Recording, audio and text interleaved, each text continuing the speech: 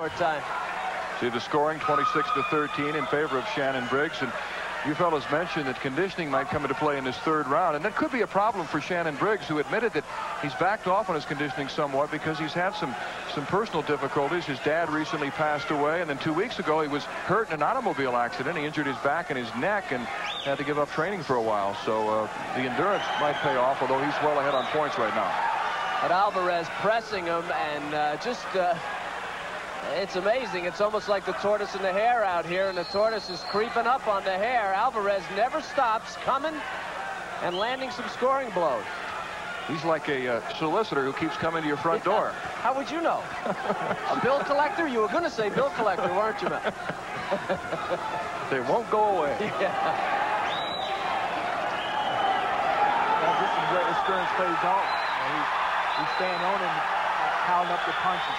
He's got a lot of ground to make up. Alvarez was behind 26-13, so Briggs can stay busy, should be able to win, but interesting contrasted styles. The crowd clearly behind the older boxer, the sentimental favorite, the two-time national champion Alvarez in '89 and '90. And they love to see the old guy catch up. Better watch out there, Evander. In June, they'll be maybe rooting for that old guy, Larry Holmes. I understand that, but I think Briggs is a better boxer. You just got to get to the better man. Briggs shaking his head, saying, no, it didn't bother me a bit.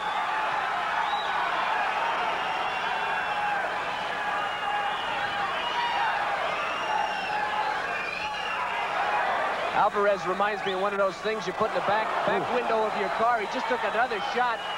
That thing with the head on the spring, it just goes in every direction, but it's still sitting there when you get home. Yeah, the wobbly-headed dolls. You have to give a praise to Briggs. Oh, Briggs got hit with a left-right combination. Why do we praise Briggs here? When you talk about amateur boxing, you have picture portrait of what amateur boxing is all about: the skills and the techniques, the combinations. Oh, good uppercut by Briggs. He hit Alvarez right on the butt. He's got all-around skill, good jab, good combination, uppercut, hook. He worked the body as well as worked the head. Little maturity, he could be a great one, huh? I think greatness is just a matter of time. Oh, that from the heavyweight champion, Evander Holyfield, talking about Shannon Briggs, who is now getting ripped pretty good by Alvarez. John Bray, who was the champion last year in this division, had to back out of the competition this year because of a hand injury, and he beat Alvarez last year. This has been a great bout, really. Two very, very tough boxers, and Briggs clearly the better athlete. And Javier Alvarez, who won a heavyweight title in 1989 and 1990. Last year he was beaten by John Bray. Briggs grew up in the same Brownsville section of Brooklyn as did Mike Tyson. And Riddick Bowe, right? Show. Evander, thanks for being with us, and best of luck to you against Larry Holmes in June. Yeah, good luck, Evander. Thank you. Nice job. I'm sure you have a career as an analyst here in the future. Not here, though. I have this job. Thank you, Evander. Appreciate it. Well, there you see the dreadlocks of Shannon Briggs.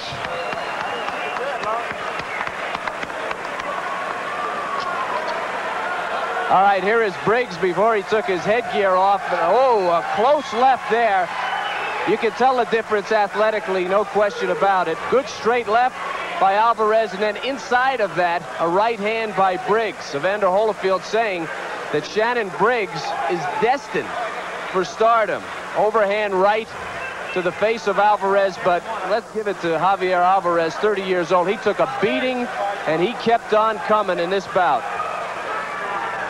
And here is the decision for the heavyweight gold. The winner on points, 39-27.